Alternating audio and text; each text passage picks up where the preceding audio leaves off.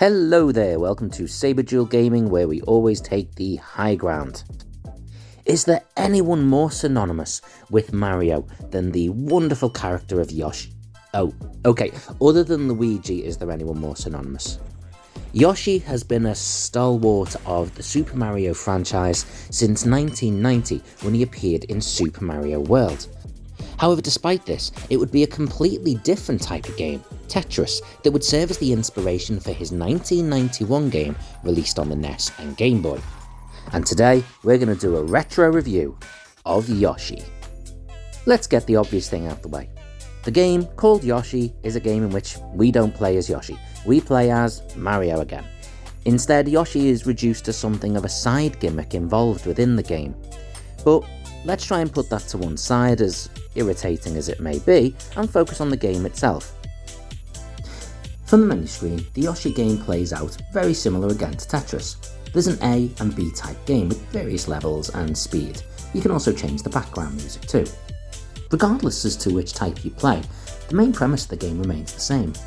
We have 4 columns from which different characters from the Mario franchise fall, and this is quite cool seeing these characters we recognise. Goombas, ghosts, piranha plants, squids, etc. will all fall down, and Mario from below is able to rotate the plates on which they fall onto. The idea being to match pairs up with each other so that they eliminate the blocks. The Yoshi's eggs also play a factor, as whatever sits between the top and bottom half of the shells will be eliminated. Whereas in Type A, the game just continues ongoing, viewing for the highest score, Type B starts with a particular level, and once you clear it out, that's it, you're done.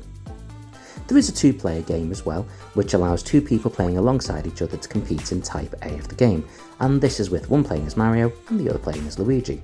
And that's pretty much the premise of the entire game. Similar to Tetris, it was simple but effective, and as long as you're comfortable with that type of puzzle game, that'll pretty much do the trick. So, how was it received when it was released?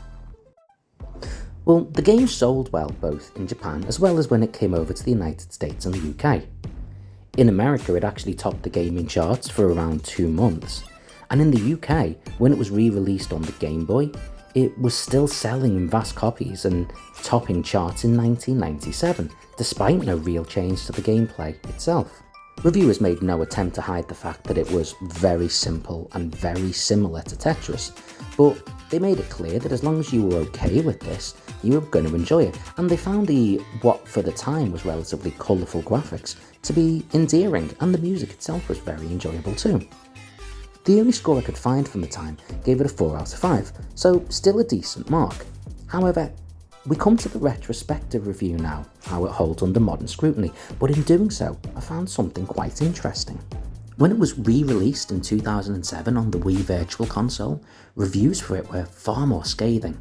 Multiple sources gave it 50% or 5 out of 10, and they repeatedly pointed to not just how repetitive it was, but also how the game seemed to rely a lot more on luck than something like Tetris. Normally my retrospective perspective comes solely from me, but on finding this, I couldn't look away from it. It was a very valid point. And on the whole, I kinda have to agree. You see, the novelty for this game was that it had copied something very similar to Tetris, but it was more colourful, bright and fun. Well, nowadays, this doesn't look particularly colourful or bright. It's still got a fun factor to it, and I actually enjoyed playing through it to give it this review, but the reality is, am I gonna go back and play it again? Well, probably not really. I got bored of it relatively quickly, so what they said in that review does actually stand up to me.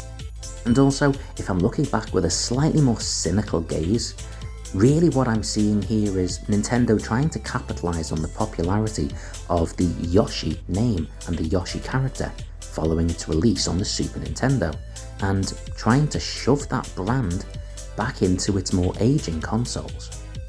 In fairness, Nintendo had done this before with games like Dr. Mario, but in this one, we don't even get to play as the character that they're trying to give us. So, Yoshi's retro review? Well, for me, this game gets a 5.5 out of 10. There's still some fun to be had in playing it, but not for very long, I'm afraid. I've been Saber from saberduelgaming, and remember, always take the high ground.